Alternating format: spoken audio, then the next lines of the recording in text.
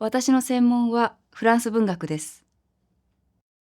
慶應義塾大学法学部の村上由美です。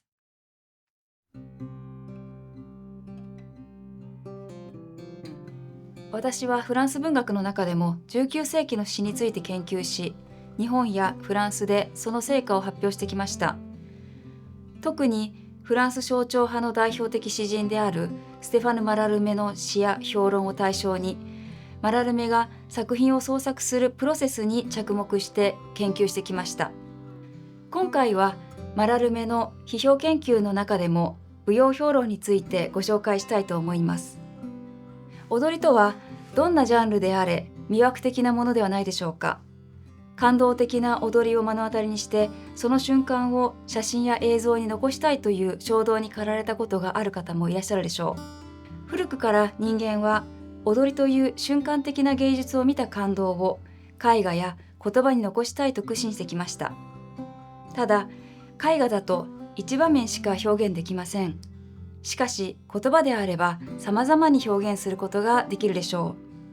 う。例えば、フランス文学において、舞踊はルソー、スタンダール、ゴーチエら多くの作家によって作品に書かれてきました。各時代に各作家が舞踊についての言説を残してきましたが、実はマラルメを境にそのあり方は大きく変わったと言えます。マラルメこそが舞踊をめぐる施策の中で舞踊の表彰を支える記号的機能を見抜いたからです。つまりマラルメはその舞踊論においてバレエを身体で書く文字、すなわちエクリチュールであるといい、踊る身体に着目したのです。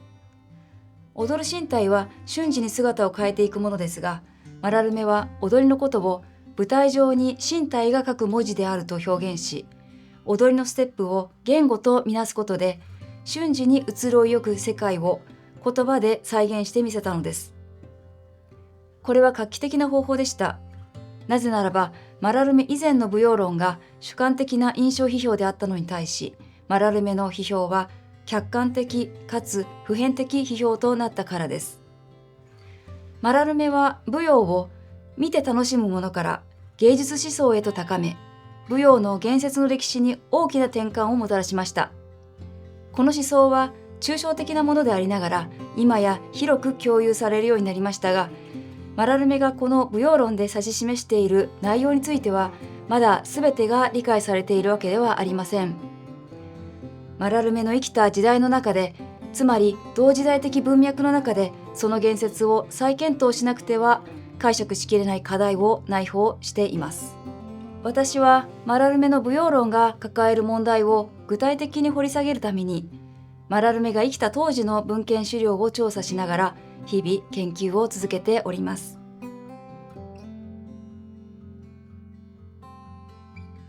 外国語には日本語にはない文法があり、たとえ日本語訳があったとしてもニュアンスを汲み取れないことがあります。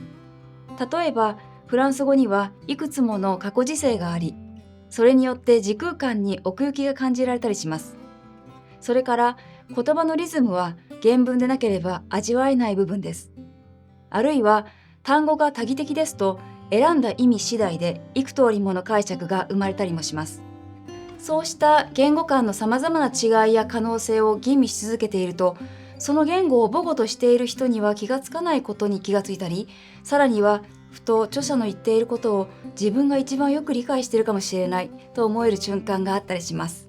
それが文学研究の醍醐味です。